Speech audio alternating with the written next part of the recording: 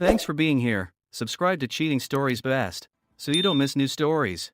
The wife decided to hide the real truth about her past, but the husband turned out to be smarter than. Today's story has a similar plot. Enjoy watching it. Some business trips are fun and exciting. This one wasn't one of those. It was 30 days of almost round-the-clock hard work. Every year, the U.S. Army participates in rapid response exercises. Several units from across the Army are selected to participate and are sent to Germany with all their equipment, where they work alongside their NATO counterparts during the month-long exercise. My name is Fred Sadler. At the time, I was a relatively new captain in the U.S. Army, working in the Operations Division based at Fort Hood, Texas. This business trip came at the worst possible time to be away from home because my wife was pregnant and the baby was due during this trip. I tried to refuse it, but the Army did not agree. Lydia and I had been married for almost 6 years. Most of them were good. The bad moments were when I had to go on a business trip and she stayed at home. Lydia and I had not been friends since childhood. We met one day at the DMV when I was registering my car and she was renewing her license. We sat next to each other, waiting for our numbers to be called, and started chatting. One thing led to another, and soon we exchanged phone numbers. A week later, we had our first date, and a month later, we spent our first night together. Lydia was not a screeching beauty, but she had classic features that made my heart skip a beat. She could just look at me, and my heart would melt. She also had a classic body type that turned heads. I noticed how both men and women stared at her when she walked by. At first, I was proud when I saw how they looked at her, but over time, I got tired of it. I began to think of them as leeches who only saw her as an intimate object. I realized that this was something I would have to put up with. Lydia, in turn, took everything more simply. "Let them watch, dear," she said. "It doesn't matter. As they say, you can look, but it's better not to touch." Yes, it's better not to touch them, I thought every time she said this. She tried very hard to keep her body in a shape she liked. I helped her. We spent 3 evenings a week at the gym, running in the park, and hiking. We even watched our diet. I don't even remember the last time I had meat for dinner. Watching her get dressed, or better yet, undressed, has always fascinated me. When the deployment began, I heard from my commanding officer, "I personally guarantee that I will do everything possible to get you home before the baby is born," and he kept his word. He arranged for me to take my first flight back to the States after the training ended. I packed my things and was on my way to the plane. I called Lydia, who said she might be going to the hospital in the next couple of days. "Then the timing must be perfect because I'm already on my way home," I told her. We ended the conversation with the words, "I love you." It was evening, and I was on my way to the airport when a deer ran into the road in front of us. My driver swerved to avoid it, and the next thing I knew, I was waking up in a military hospital in Frankfurt. I had a broken right arm, a broken right leg, 3 ribs on the right side, and a compressed lung on the right side. I was so pilled that I didn't know who I was or where I was. When I began to come to my senses, I started asking questions. "How long have I been here?" I asked the nurse. 5 days, she replied. "Is my wife here?" "No, sir." "Where is she?" "She wasn't here, sir, but your commander notified her immediately after you arrived, so she knows what happened." "Where's my phone?" "She found it among your personal belongings." I called Lydia. "Are you okay?" were her first words. "It doesn't matter how I am. How are you and the baby?" I asked. She began to cry. "We lost the child, Fred. I am so sorry." I was too stunned to speak. Finally, I asked, "Are you okay?" "I think so. I'm home, but they don't want me to travel, otherwise, I'd be with you." "What's happened?" I asked. "Nobody knows for sure. Everything seemed fine until I heard one of the nurses say, 'Oops,' and everyone around me started to get nervous. I didn't really understand, but they tried to explain that it had something to do with the umbilical cord." "Are you sure you're okay?" I asked.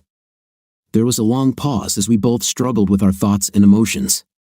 "Physically I'm fine, but emotionally I'm a wreck." "Where are you coming home?" I don't know, they haven't told me anything yet. Do you want me to try to come? No, stay there and take care of yourself. 2 weeks later, I was flown home on a medical plane.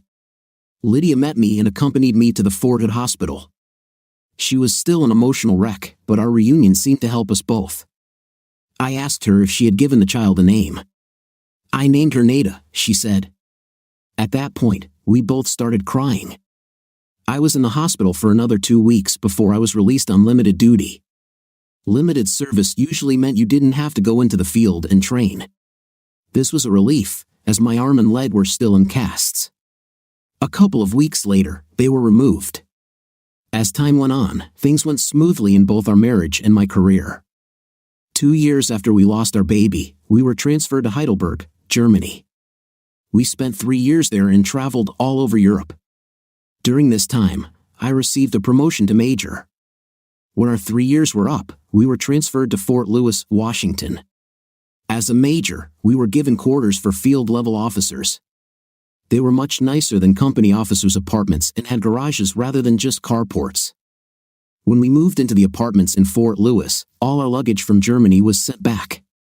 We were in the process of unpacking these boxes, plus the ones we had been storing and hadn't taken with us. Boxes were stacked in every room.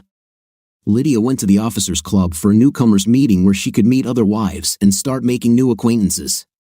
While she was at the club, I stayed in our apartment, unpacking and organizing things. I used a box cutter to open one of the many boxes and started taking things out. This was the box we had kept while we were in Germany. About halfway down, I found a small wooden box that I didn't remember seeing before. I placed it on a stack of boxes and opened it. My life changed forever. Inside was a small stack of envelopes tied with a pink ribbon. I removed the tape and took the top envelope. It wasn't sealed, so I opened it. Inside was an official document with the title birth certificate at the top. As I looked at the document, my mind began to fog. It stated that a girl was born weighing 3 kilograms 400 g and was 48 centimeters tall. The date was the same date Lydia had told me our child had died.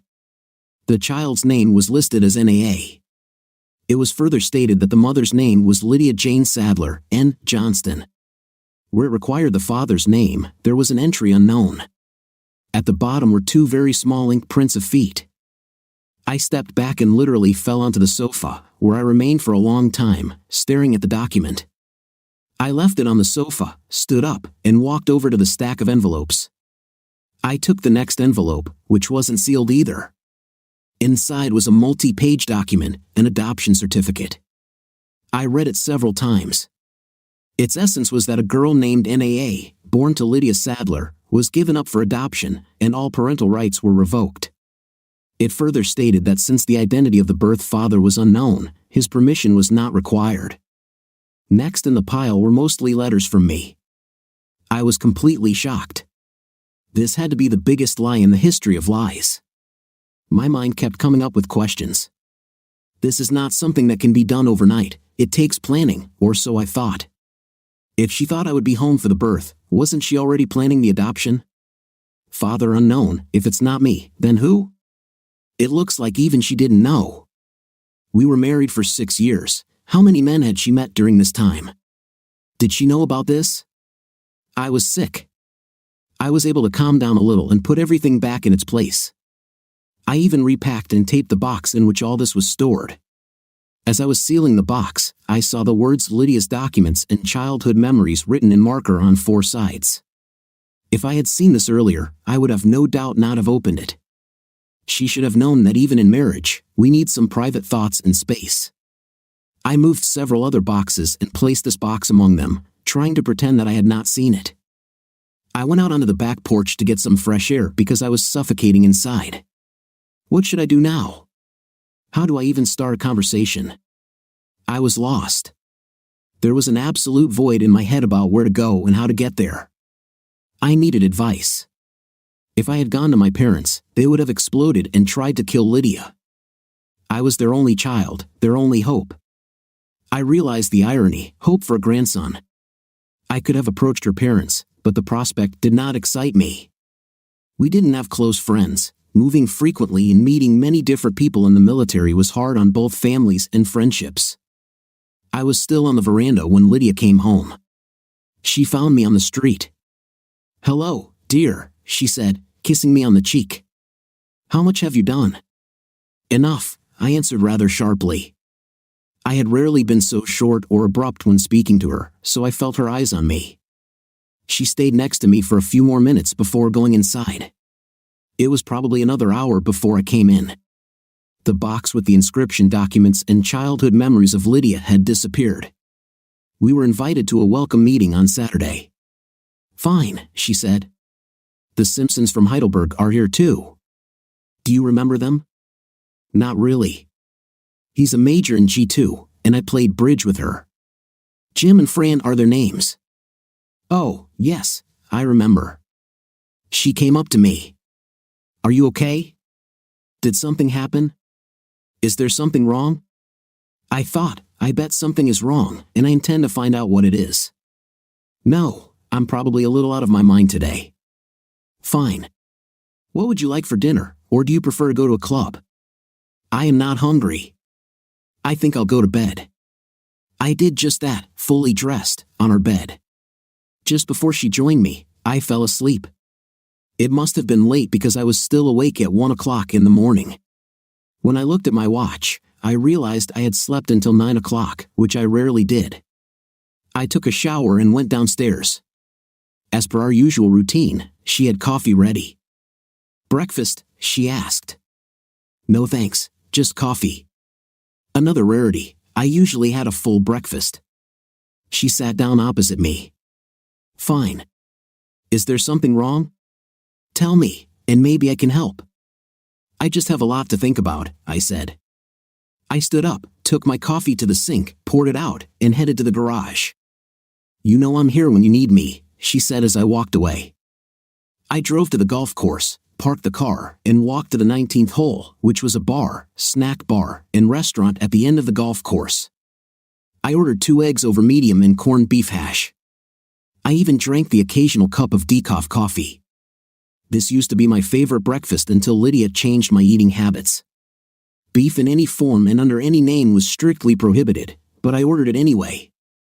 I managed to eat most of the food and sat on the deck as the golfers finished on the 18th hole and entered the bar. It was midday when I went home.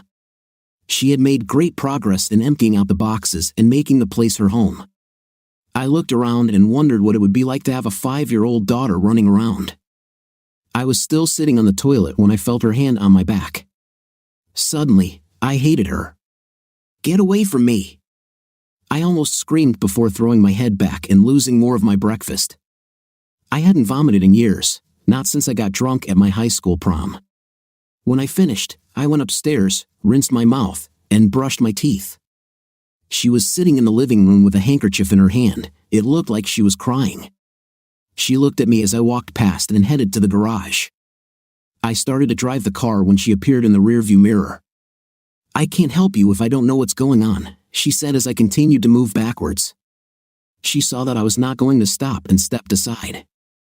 I went to my unit and into my office. There was no one there except the officer on duty. I sat down at my desk and tried to work, but my heart wasn't in it. It was midnight when I returned home. She was in bed and reading. I undressed, took a shower, and announced, "I'll sleep downstairs," leaving and closing the door behind me. I had just turned on the TV and settled down on the couch when she came in, took the remote control, turned off the TV, and stared at me. "Enough of this nonsense. Tell me what's wrong so I can help, or I'll leave." "What will it be?" "I didn't do anything wrong, so I'm not going to put up with you yelling at me when I try to help or ducking when you try to run me over." I took the remote control from her hands and turned on the TV again. "Have a nice trip," I said. She left. In less than an hour, we'd never talked to each other like that before, and she'd never threatened to leave, let alone do it. I got up and started looking for the box. I found it in the basement under several other boxes. I opened it, took out a small wooden box, made copies of the birth certificate and adoption papers, and returned everything to its place. Since she left, I slept in our bed. On Monday morning, I spoke to my commander and told him my story. I even showed him the documents. He was just as stunned as I was. I've been on his team for less than a month, so I haven't had time to get used to it yet, he said. He was probably worried that he had a loser on his hands. What are you planning to do? He asked. Not sure. Did she say where she was going when she left? No, sir, but she didn't take all her things, especially the box. There was a pause before I spoke again. I'm thinking about trying to find my daughter, if she really is my daughter, and starting from there. It would be almost impossible. You know, confidentiality is very important in adoption cases, he said. I understand, but I have to do something and start somewhere. I don't trust her to tell me the truth. Then I suddenly stood up. Oh God, I have an idea. Can I take the day off? Certainly. I shook his hand and ran out of his office and building to my car. I returned home, opened the box, took out a wooden box, and dumped its contents on the floor. There was a pacifier. Maida must have used it before she was taken away. I reassembled the box, put the pacifier in a clear plastic bag, and sealed it. I started searching online for a DNA lab somewhere nearby and found one in downtown Seattle. I went to our bathroom, but all of Lydia's things were gone. I rummaged through the cabinet under the sink and found an old hairbrush. I put it in another plastic bag along with the bag containing the pacifier and rushed to Seattle. I gave the technician, whose name was Margie, the pacifier, and she looked at it. It's been a long time, so there may not be any DNA left on it, but we can try, she said. She looked at the hairbrush, pulled out a few hairs, and said there would be no problem with that. Then she asked me to spit in a bottle. We'll call you in about 3 weeks, she said. I returned to Fort Lewis and home. I hadn't heard from Lydia for another day. Hello, I said. Do you feel better? Better than what? Better than you were a couple of days ago. No, same old. Then it's still not safe for me to go home? No, that's not true. Try again in 3 weeks. Why after 3 weeks? By then, I'll have to know if I'm going to kill you or just get a divorce. I hung up the phone. It immediately rang again, but I ignored it. The next day, when I returned home, she was there. She met my car when I pulled up to the entrance. She was furious. What do you mean, kill or divorce? Exactly what you said. I think I deserve an explanation. So do I replied. Explanation of what? She asked. We were still standing in the entrance. We didn't shout, but we didn't behave like an army officer and his wife should behave. Are you saying there's nothing you need to explain? I asked. That's exactly what I'm saying. Then there is no hope between us. I emphasized the word hope. What do you mean there is no hope for us? What have I done? Then she understood. Oh God, no, please no. I'll be back in an hour, and you shouldn't be here. I'll leave for work in the morning at 6:30 and be back at 5 o'clock. All your stuff should be cleared out of this house by then. I left. Exactly an hour later, I returned, and she had left. The box and some of her clothes were also missing. She tried to call that evening, but after the first time, I blocked her number. The rest of the night passed quietly. I was in the car and opened the garage door at exactly 6:30 the next morning. Lydia appeared in the rearview mirror. I slowly moved backward. The temptation to knock her down was great, but I restrained myself. Can't we at least talk? She said as I continued to move backward. Please. Her hands were on the trunk lid, and she was moving backward with the car. I said nothing. 3 men got out of a van parked on the street and ran up to her, pulling her away from the car. I didn't know whether to be happy or sad about this. The house was almost empty when I returned in the evening. She had taken most of the furniture, including the good silver and china, leaving behind my favorite chair, the guest bedroom set, everyday dishes, and some kitchen utensils. I called the housing authority office the next morning and arranged for government furniture to be temporarily delivered to my apartment.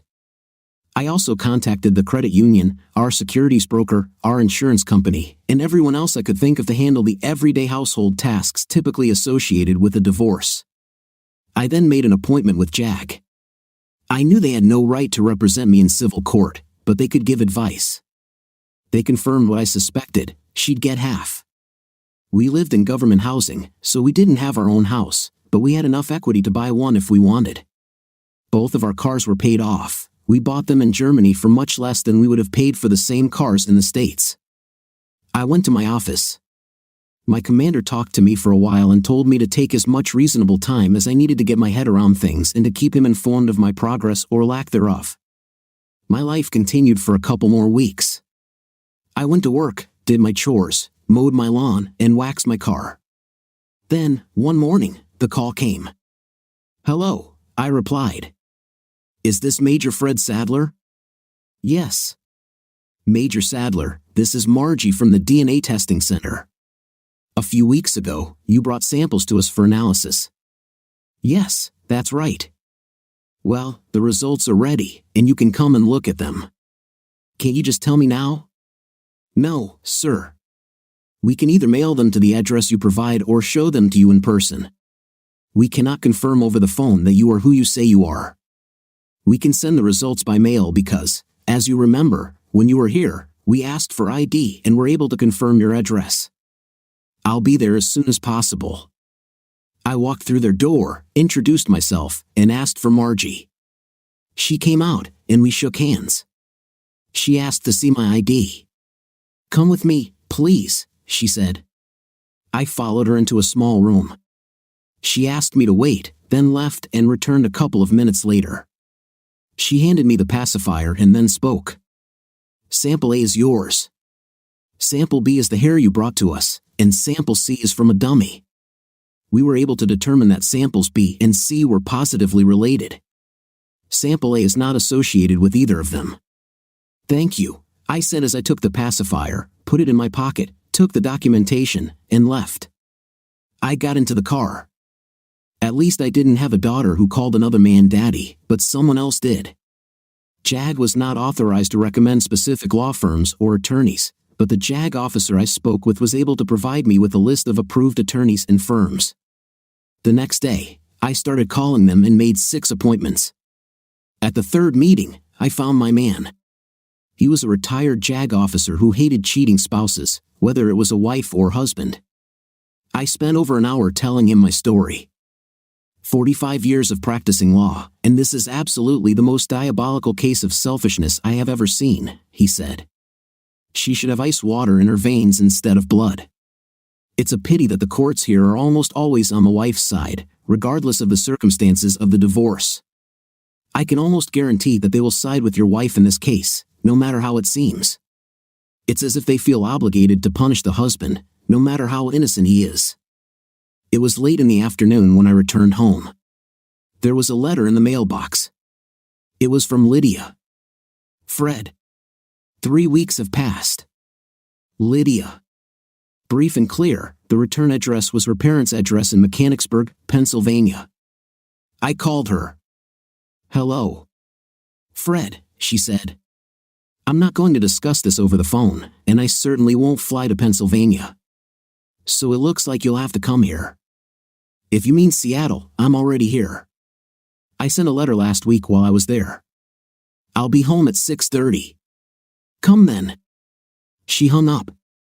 I didn't make any special preparations, no drinks, no cheese, no crackers, nothing. This was supposed to be a business meeting. I placed the DNA documents and copies of the birth certificate and adoption papers on the government-issued table. She pulled into the driveway at 6:20 but waited until exactly 6:30 to ring the bell. I slowly walked to the door, opened it, and showed her where to sit. I sat on the couch, and she sat in an uncomfortable straight chair across from me. I took the pacifier out of my pocket and handed it to her. She grabbed it and pressed it to her chest. "Thank you," she said, as if I had given her $1 million. I then pushed a copy of the DNA results towards her. "You already know I'm not the father, but this will confirm it." She took the results and held them up with her left hand, the pacifier still pressed to her chest with her right hand. "I'm guessing your spec is correct?" she asked. I replied. I then pushed the other documents towards her. Without saying a word, she leaned forward, read the title on the top page, and tears gathered in her eyes. She submitted the DNA results and began to read, but the tears flowed more and more and fell on the form, so she put it aside. She looked in her pockets for a handkerchief but did not find one. "Can I have a handkerchief?" she asked. "I don't have one," I replied, which wasn't entirely true because there was a box of tissues on the end table next to the couch where I was sitting. She saw them and just stared at me. "You're not going to help me, are you?" she asked. "You cheated," I said. She nodded. "How many times?" "Does it matter?"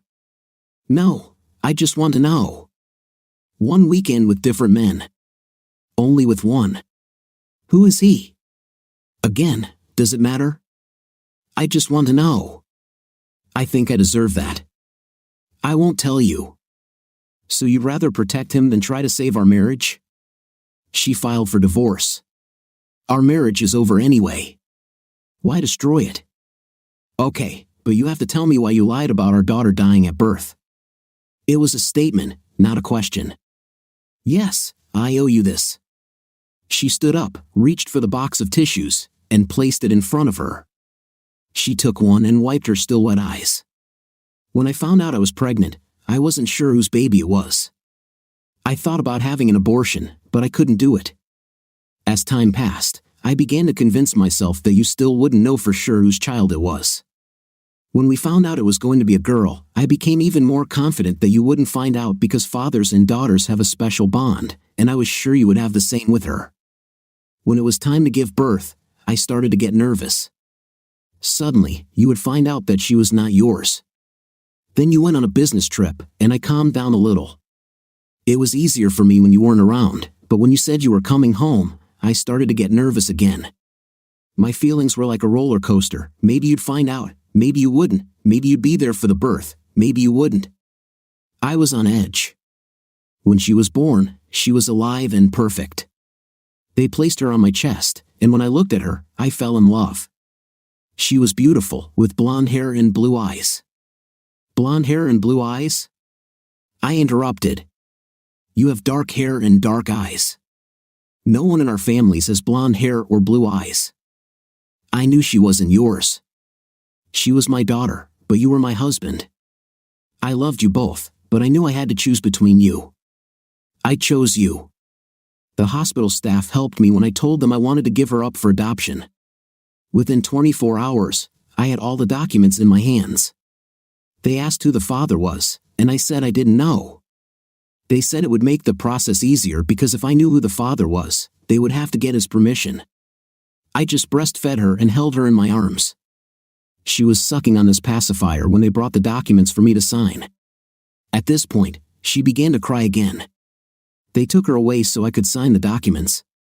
I signed them and tried to take her back, but the nurse said, "You can't take her away. She is no longer yours." I still tried to reach for her, but I could only grab the pacifier before they left with her. I never saw her again. The 2 photos I was able to take on my phone, this pacifier, and her birth certificate are all I have of her. She was crying now. "God forgive me, I want my daughter back," she said. I sat and watched her cry, not moving, for a long time before I got her a glass of water. "Thank you," she said. I sat down again. It took her a long time to come to her senses. I knew I had to tell you something, so I made up a lie that she died at birth and that her remains were cremated. When you got home, I couldn't believe you didn't ask to see the birth certificate or the death certificate or something else. I still can't believe it. I trusted you. There was no reason for me not to do it, I said. Besides, it was so traumatic that I didn't see the point in adding to our grief by looking at those papers. She continued, "Eventually, you and I returned to normal, and I was almost happy. But part of me was missing. She's still missing, and it gets worse every year. On her birthday, I'd always found time alone to get her birth certificate and touch her little footprints, and I held that pacifier. There were times when I wanted to put it in my mouth to feel closer to her, but there was some of my dried milk on it, and I wanted to keep it, so I didn't. At that moment, she wanted to show me this, but it was lost, presumably purified in a DNA laboratory. "Oh God, it's gone," she sobbed, then looked at me. "Gone. Her milk is gone. Idiot, you took her milk." She dropped to her knees and curled up into a ball on the floor, continuing to sob. I picked her up and put her on the sofa. I couldn't let her leave in that state, so I covered her with a blanket and went to my bedroom but didn't go to bed. She stayed there for several hours. At midnight, I heard the toilet flushing. I went downstairs. She was sitting on the sofa. "Would you like some coffee?"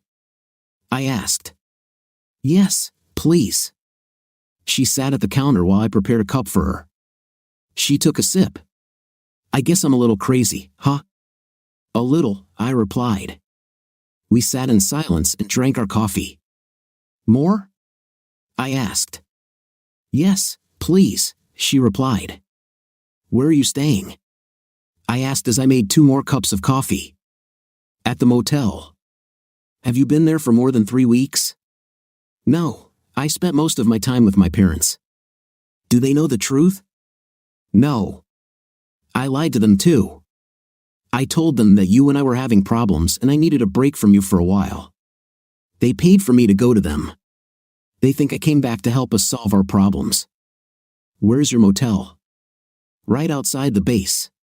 In fact, I should go there now." She looked around, walked over to the coffee table, took a pen from her purse, sat down, and signed the divorce papers without reading them. Then she left.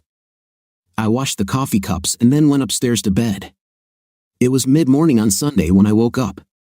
I spent the rest of the day thinking. On Monday, I took the divorce papers to a lawyer, and he filed them. I went to the housing authority office and told them I was going to move from an apartment on base to an apartment in the city. 6 months later, I was officially divorced.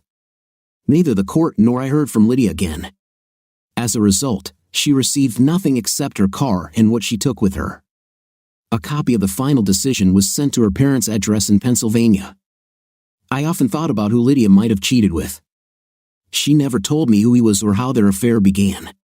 It bothered me not only that she cheated and got pregnant but also that she was protecting this creep and wouldn't tell me who he was. The only thing she told me was that it only lasted 1 weekend.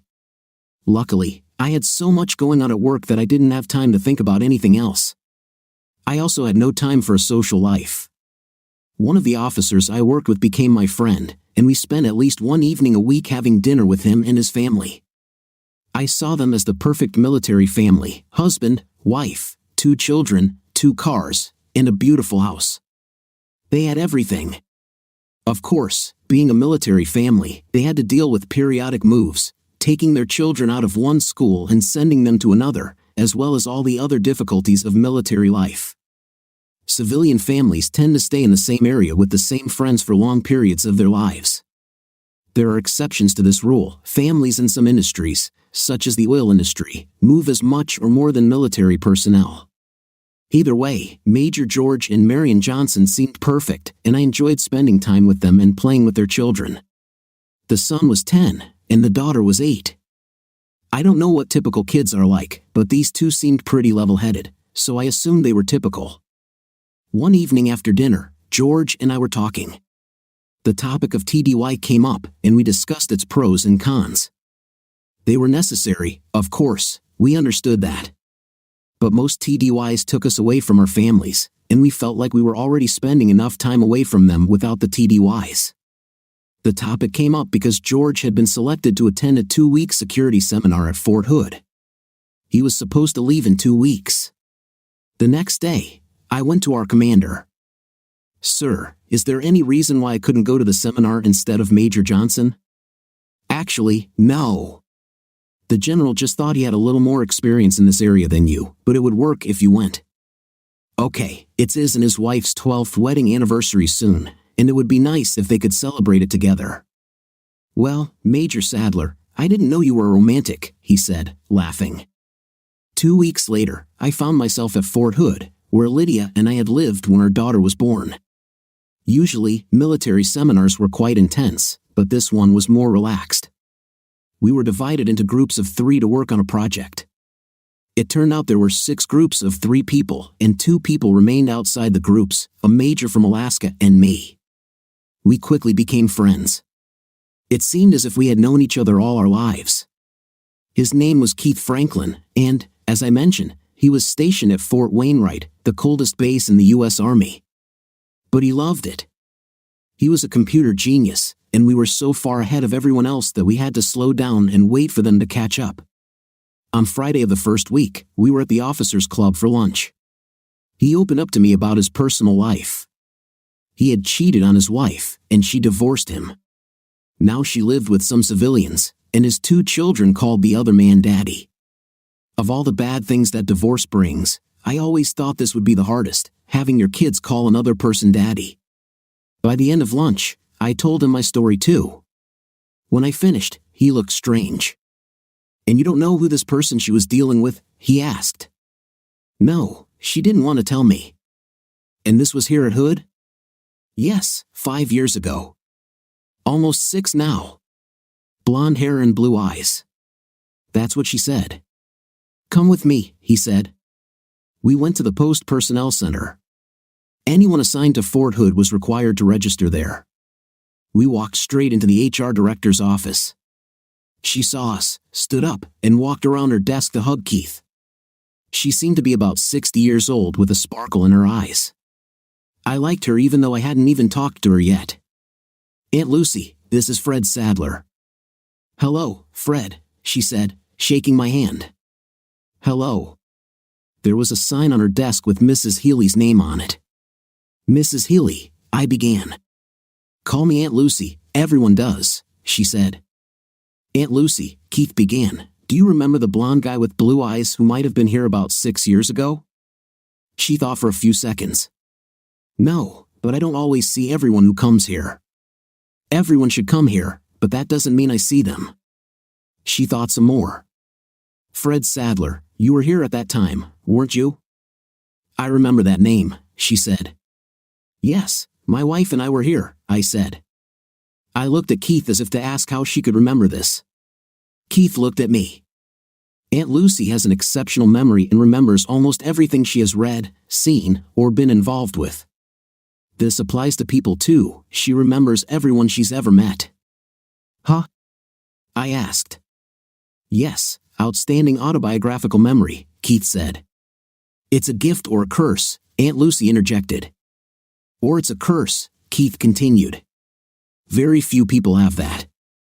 Aunt Lucy is a living memory of Fort Hood, especially when it comes to personnel. Isn't that right, Aunt Lucy?" "Unfortunately," I said, looking at her and then at Keith, "do you remember everything?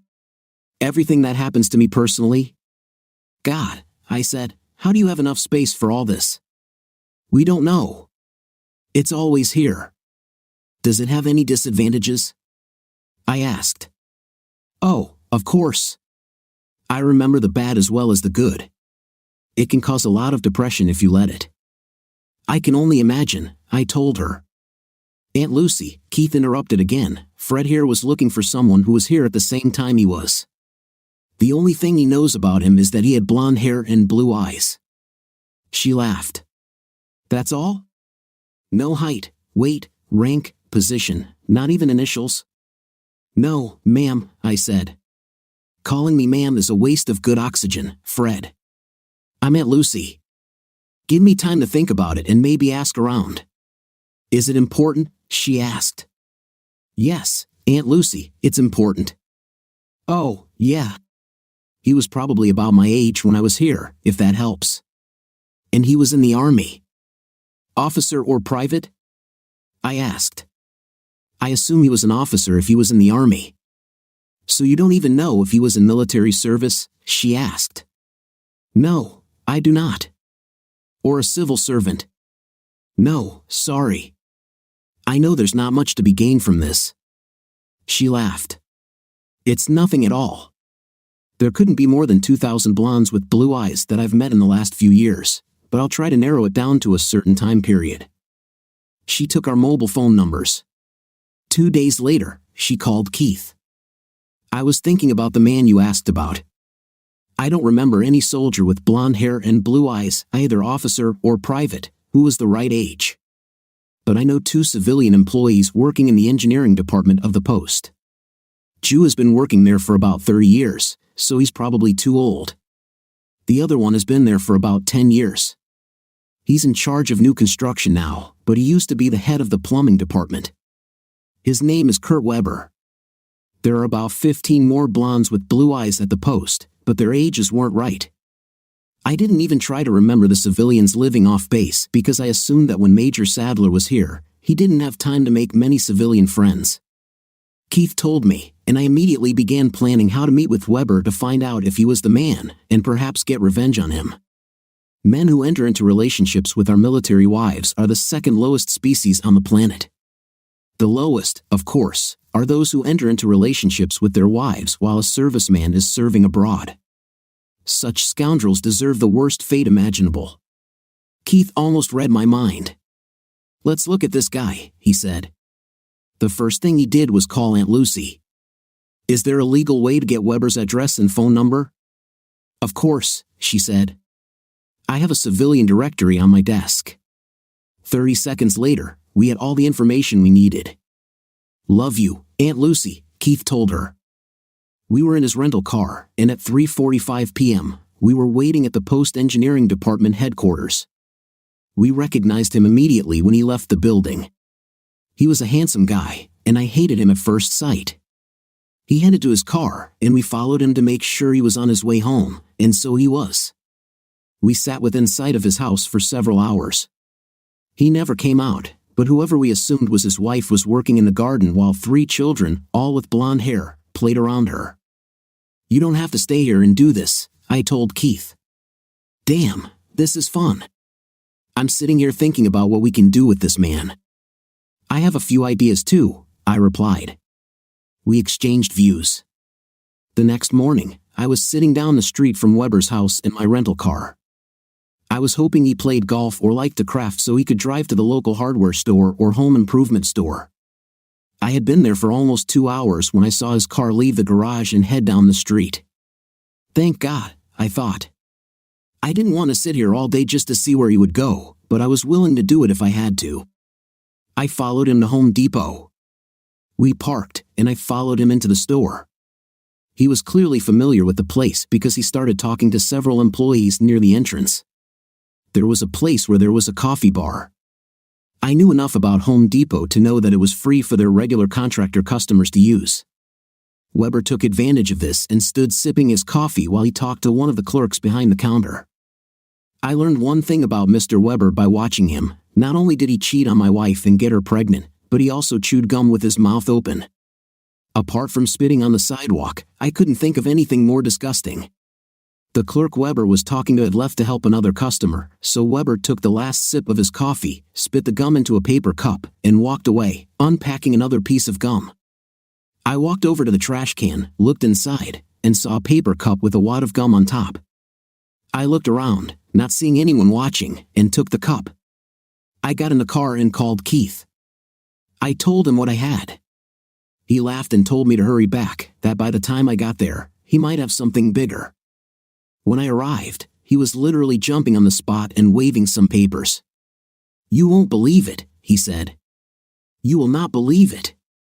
He grabbed my hand. "Look at this." "No, you better sit down." I sat down. He sat down next to me and placed the papers in front of me. "Now look." These were several names and an address. "And what?" I asked. "So what?" "So what?" "It's the name, the address, and the name of her family. Her name is now Sarah. Sarah Randolph." I hacked into the file of the damn adoption agency. These files are better encrypted than the nuclear launch codes that the President of the United States carries with him. Then he stopped and calmed down. "Well, I didn't personally hack their files, my brother did. But it's the same thing." I started laughing. "That's great, Keith, but what am I even going to do with it?" "I have no idea, but you do. Maybe we can blackmail someone." "Oh, great. I can imagine the headlines now. 2 Army officers try to blackmail a 6-year-old adopted child." "That's funny," he said, tossing the papers onto the coffee table and leaning back. "Yes, I see your point." He became excited again. But we broke their defenses. That's something too. Yeah, that's something, I said, laughing. I took the papers and the coffee cup with the chewing gum back to my single officer quarters and placed them on the table.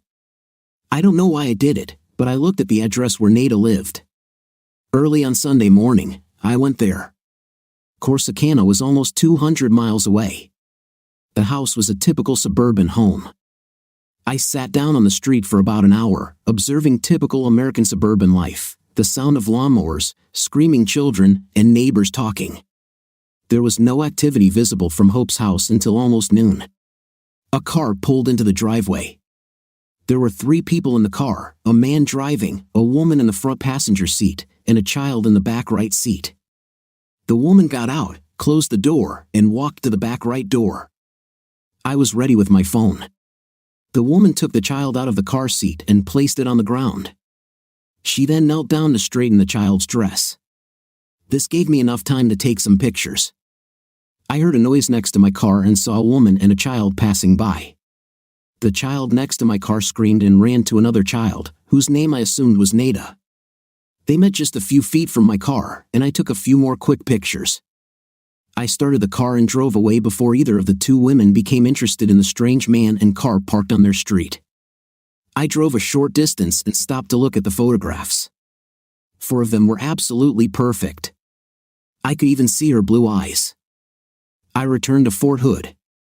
Keith and I completed our course the following week with ease. We graduated on Friday and had dinner and drinks together. On Saturday morning, we went to the airport and flew home, Keith to Alaska and me to Seattle. The following Monday was a school holiday, so I had the day off.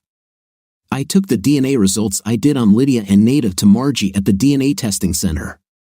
She didn't recognize me until I reminded her about the pacifier. I returned Lydia and Nada's DNA results to her and gave her a coffee cup with gum. See you in 3 weeks, I said as I left. In fact, it only took 2 weeks. She called me next time. It's without a doubt a family unit, she said. Mother, father, and child. She promised to send me the official results by mail. Okay, I had all the information I needed, but for what? What was I going to do about it? All this only confirmed that Weber was indeed the one with whom Lydia cheated. It took me a week to take the first step. I went to Walmart and bought paper and envelopes. I also made copies of 2 photographs of Nada and the DNA reports of Weber, Lydia, and Nada. From the DNA reports, I cut out everything that might indicate where they came from. I put it all in an envelope. I made sure I was wearing gloves from the moment I opened the stack of paper and box of envelopes and made copies of photographs and DNA reports. I even used self-adhesive stamps and water rather than saliva to seal the envelope. I made every effort not to trace it back to me. I addressed it to Mrs. Kurt Weber at their home address. I also included Lydia's name and her parents' address because I didn't know where she was. Then I drove to the Seattle Main post office and dropped it in the mailbox.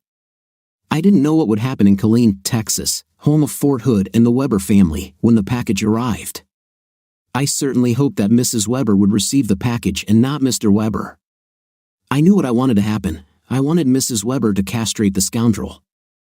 I felt sorry for the 3 children I saw, assuming they were his, and of course, Mrs. Weber, but nothing was too bad for Weber himself. He should rot in hell. News from Killeen came about a month later. Aunt Lucy called me. I'm going to ask you a question, and I want an honest answer, she said. I'll try my best. Your best may not be enough. I need complete honesty. Did you and Keith do this with Weber?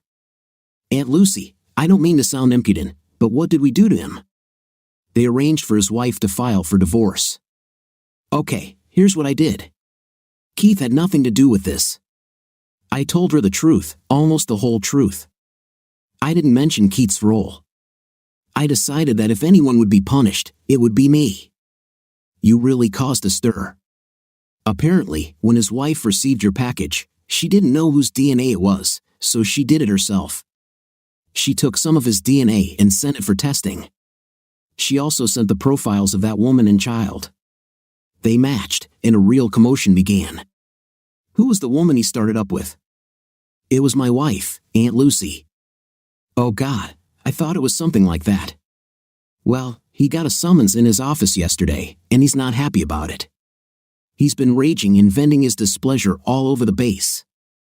Okay, finding out from you that his marriage is over is the best news I've heard in a long time. I just feel bad for his family. It was all over for me. Lydia and I were divorced, and Weber was on his way to getting a divorce.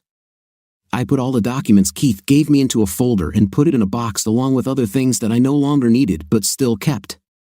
My life moved forward. Over the next few months, I went on dates occasionally, but nothing much happened. I still spent a lot of time with George and Maren Johnson.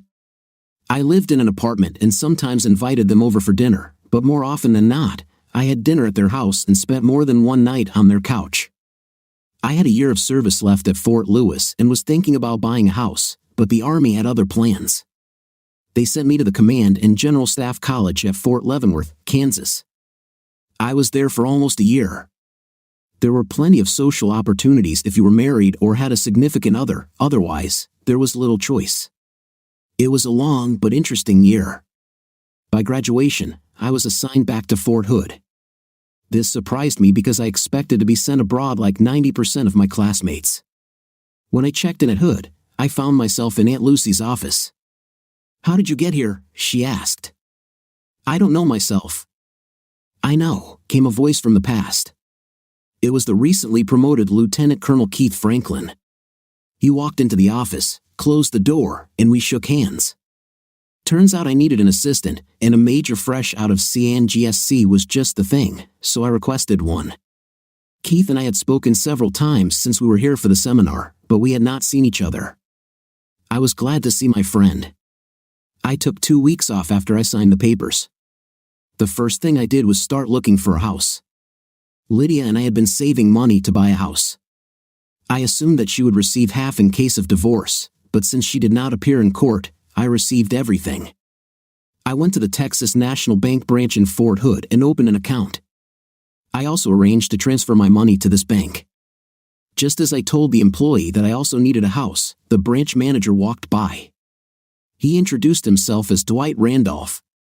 "We moved here about 6 months ago and bought a house in a brand new area. The houses are very nice and affordable. You get a big bang for your buck," he said before heading back to his office and returning with the business card of the agent he bought through.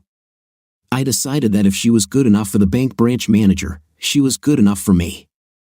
I called her, and in just 3 days, I managed to find what I wanted. I paid more than half the price, and the bank was happy to finance the rest. I started a new job working with Keith and moved into my brand new home. The first things I bought were a bed, a rocking chair, and a big TV. Oh, and a lawnmower. I spent my first night in my new house. It was dark outside, and I had no curtains. I didn't even have enough sheets to cover the large window in front. I had just opened a beer and grabbed a slice of pepperoni pizza when the doorbell rang. I had long ago stopped following the red meat-free diet that Lydia imposed on me. I opened the door, and there was a woman standing there. "Hello, neighbor," she said. "My name is Samantha Randolph, but everyone calls me Sammy. We live next door. We haven't been here very long either, and I just wanted to say hello and introduce myself. If you need anything, just ask. Is your wife here?" I smiled. Fred Sadler. No wife, divorced. I saw her frown. "But don't worry, I don't throw loud wild parties. Not even quiet wild parties." She smiled. We chatted a little more before she left. The first week in the new house flew by quickly. On Saturday morning, I answered the doorbell and saw 3 women bringing food. They also brought ideas for decoration. They had seen my empty house at night with the lights on as I sat there with just my rocking chair, TV, beer, and pizza. They decided it was time to help me. The leader was Sammy Randolph. Within a couple of hours, I had a slightly worn but nice leather sofa, a dining table and chairs, and a small coffee table to keep my pizza off the floor. The ladies were just about to leave when 3 small children ran into the house, chasing each other. One of the ladies, Ruth, grabbed 2, and Sammy grabbed the 3rd. "Calm down, Sarah," she said as she knelt down next to the child and pushed the blonde hair out of her blue eyes. This is our new neighbor, Major Sadler." "Hi," she said confidently. "My name is Sarah." I leaned over. "Hi, Sarah," I said, looking into her piercing blue eyes. "Blonde with blue eyes." I shook my head. "How old are you, Sarah?" "I'll be 7 soon." We all said goodbye. As soon as they left, I went into the room that was to become my office, found the box I needed, opened it, and took out a folder. It contained photographs that I had taken. It was the same child. I used to not pay attention to the names of adoptive parents, but now I did. The adoption papers listed Dwight and Samantha Randolph as the adoptive parents.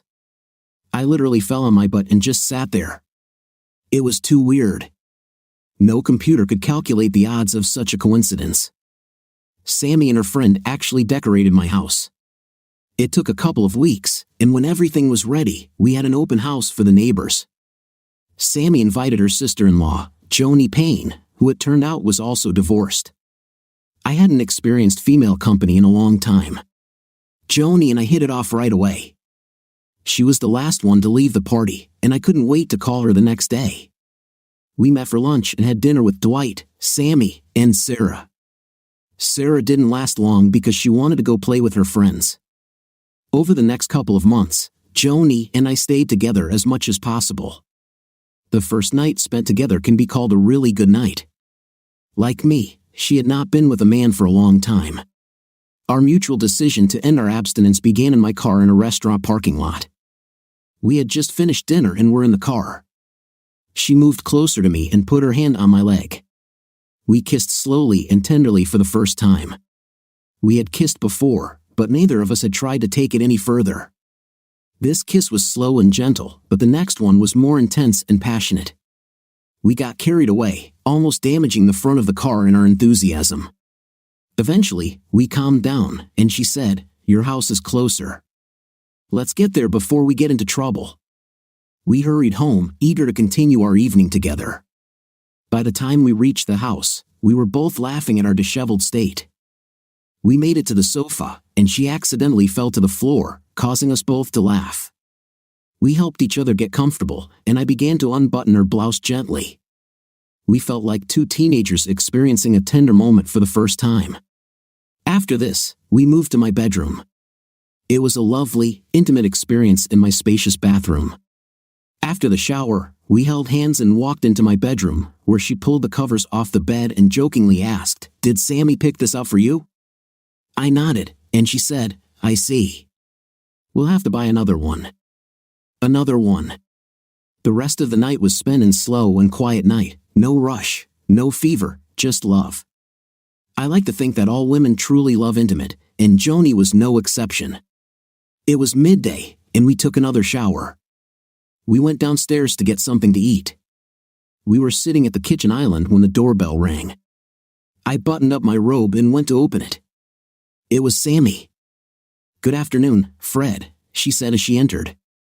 We wondered if she saw Joni. "Oh, what do we have here?" she asked, approaching her daughter-in-law. Joni sat on a stool, snacking on a ham and cheese sandwich. As Sammy approached her, Joni set her sandwich down and turned to face her sister-in-law. Her robe was unbuttoned, so Sammy tried to button it. Joni laughed. "It's too late for modesty, sis. He's already seen everything. In fact, Okay, Sammy interrupted. "I don't need the details. By the way, we'd like to invite you, Fred, and since you're here, Joni, to come with us to the mall. Fred, I know you still need a few things for the house." "Yeah, like that awful bedspread," Joni added. "What's wrong with the blanket?" "I chose it," Sammy argued. "That's the problem," Joni replied, standing up and kissing Sammy on the cheek.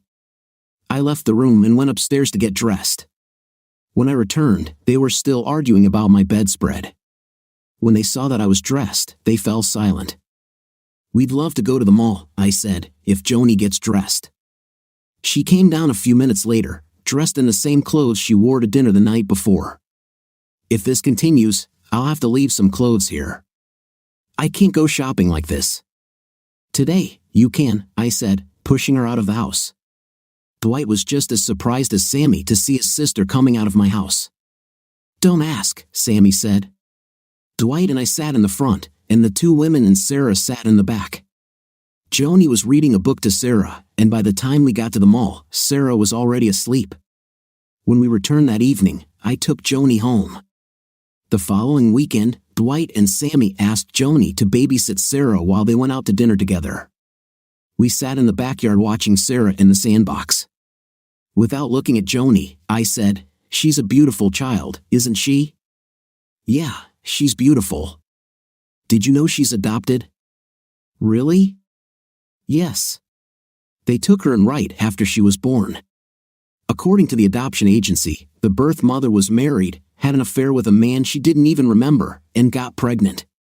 She didn't want her husband to find out about the affair, so she gave Sarah up for adoption. Dwight and Sammy took her home. Is Sarah the name her birth mother gave her? No, it said Hope on the birth certificate, but Sammy and Dwight changed it. Sarah suits her better. What happened to the birth mother and her husband? I have no idea. The adoption agency guards their files very closely. They do not give the birth mother access to information about the adoptive family and vice versa. At this point, Sarah came over and asked to sit on Joni's lap. She leaned on Joni and fell asleep almost immediately.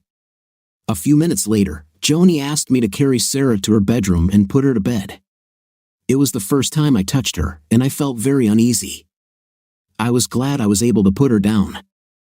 7 months later, Joni moved in with me. A year after that, we got married. We had a very happy year until the army intervened again. We were informed that we were being sent to Germany for a 3-year term. We had 60 days to get there. One of the things the government does well is transport people, and we were in the country with all our belongings, including my car, well ahead of schedule. Germany is a beautiful country, and the Heidelberg area is great. Joni had never been outside of the US before, so she enjoyed the adventure and traveling around Europe. One of the first things we did was buy her a new car. She was in seventh heaven driving on the Autobahn as fast as her car, built for high speeds, would allow. We made 2 trips back to the States, one when Dwight and Joni's father died, and the other for a high school reunion. In both cases, of course, we saw Dwight and Sammy. We saw Sarah at the funeral, but she was at camp when we returned for homecoming. I breathed a sigh of relief. Sarah and I never really got along.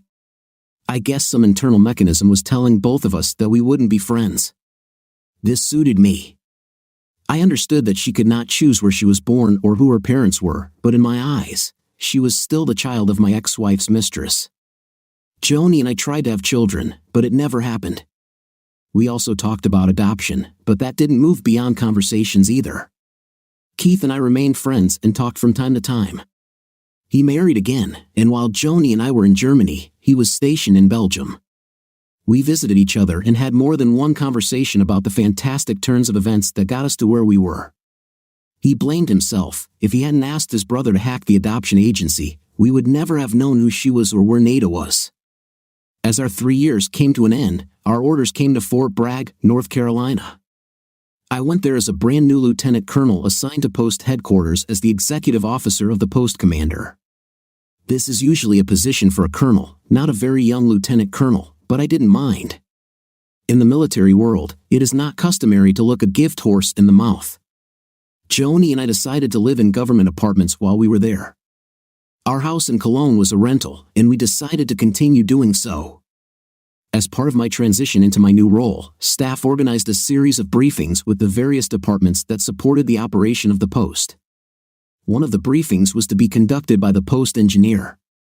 Representatives from this office, including the engineer himself, were already in the conference room when I arrived. I took my seat at the table and watched as the blue-eyed civilian stood up to begin his presentation. His hair was a little gray but had a blonde tint. He introduced himself as Kurt Weber. I just looked at him. He talked for an hour, and I didn't hear a word he said. My eyes never left his face.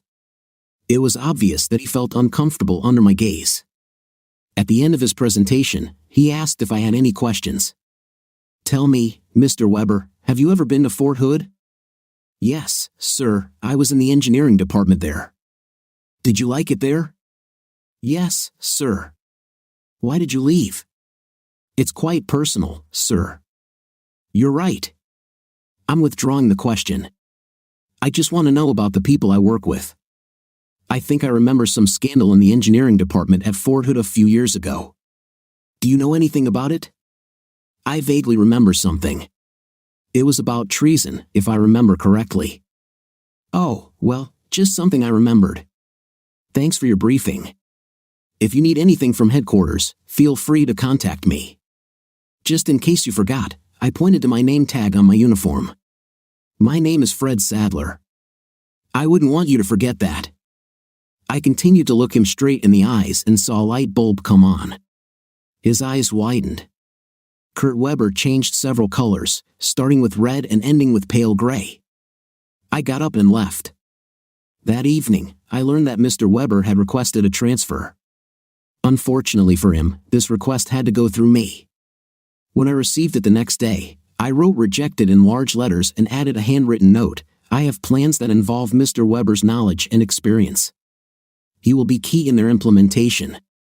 The next day, to the surprise of almost everyone, Mr. Kurt Weber tendered his resignation. I signed it. Every day, I fell more and more in love with Joni. I watched as she became more and more beautiful. I looked in the mirror every morning and saw only a middle-aged man getting older and wondered what she saw in me, but I was grateful for what she saw. We enjoyed our time together, and the years passed quickly, much faster than I wanted. We were stationed in Alaska and made a trip to Cologne to visit Sammy and Dwight. On our first evening there, they involved us in a decision they had made with Sarah, who was now almost 18 years old. She knew from an early age that she was adopted, but now she had become interested in trying to find her biological parents. Both Dwight and Sammy supported her decision, but the adoption agency did not help them, claiming that they had to follow the laws. All we heard on day one was how archaic these laws are and how they need to be reformed, especially considering how important it is for an adopted child to know the biological parent's history. They decided to sign up for a DNA and genealogy website, submit Sarah's DNA, and see what happened. Sarah thought it would be great if her birth mother came to her graduation, but since it was only a couple of weeks away, they decided it was unlikely. Joni and I were in bed later that night when she asked, "What are you going to do?" "What are you talking about?" I responded. "Oh, Sarah." "What with her?" "Come on, Fred, married couples shouldn't have secrets, or should they? I found your file 6 months after we got married. She can avoid all this DNA red tape if you tell them what you know." "Oh damn," I said. "Yeah, oh, why didn't you say anything all these years?" "I'm not sure. I guess I knew how sensitive you were to it, and Dwight and Sammy didn't need to know, so I didn't say anything. But now it's become important, and you need to address it. What suggestions do you have for how I can do this?" "Just tell the story, I guess. How do you think they'll feel about this? Dwight is my brother, he's like me, so he'll be okay with it. Sammy's the dark horse. Okay, tomorrow we'll get Sarah out of the house and tell them." She kissed me tenderly. "Do you ever get tired of me?" she asked. "What a stupid question," I said. "Of course not. Why did you ask?" "Because you haven't touched me all day." I chuckled and reached for the buttons on her pajamas. "I can fix this right now." The next Sunday morning, Sarah's best friend picked her up, and they went to the mall. I gathered the 4 of us around the table, took a deep breath, and began. I started by telling them that Joni and I had packed our things before we went down, so we were ready if they wanted to kick us out. They looked at us, and Joni shrugged. "Sarah doesn't need to send her DNA in hopes of finding her biological parents." "I know who they are," I said. From their looks, I knew I had to explain myself, so I told them the whole story. When I finished, I took a deep breath and looked around. Dwight just looked at me, and Sammy had tears in her eyes. After a couple of seconds, she stood up, walked over to me, took my hands, lifted me up, and hugged me. "Oh, you poor man, living with all this for so many years and not being able to talk about it. Nobody deserves that," she said, hugging me again. "What do you think, Dwight?" she asked her husband. "I'm trying to calculate the odds that we all meet." I don't think there's a number big enough to describe it. What do we do now? Sammy asked as she returned to her seat. I think Fred should contact his ex-wife and invite her to the prom since Sarah wants her there, Joni said. Me? Why me? I objected. Because you started it. Dwight smiled. Who will contact Weber? Not me, I said and told them about the last time I saw him. You didn't tell me about that, Joni said. I didn't know you knew the whole story, did you? She leaned over and kissed me. I love this woman, I thought.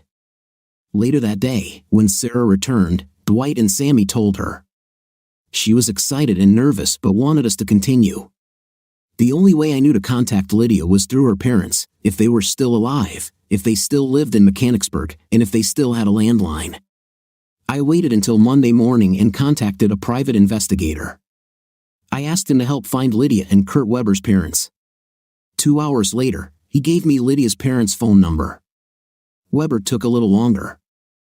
I called Lydia's parents, reminded them who I was, and told them I needed to talk to Lydia. I gave them my number to pass on to her. An hour later, they called me. Hello, this is Lydia Bowman. Hello, Lydia.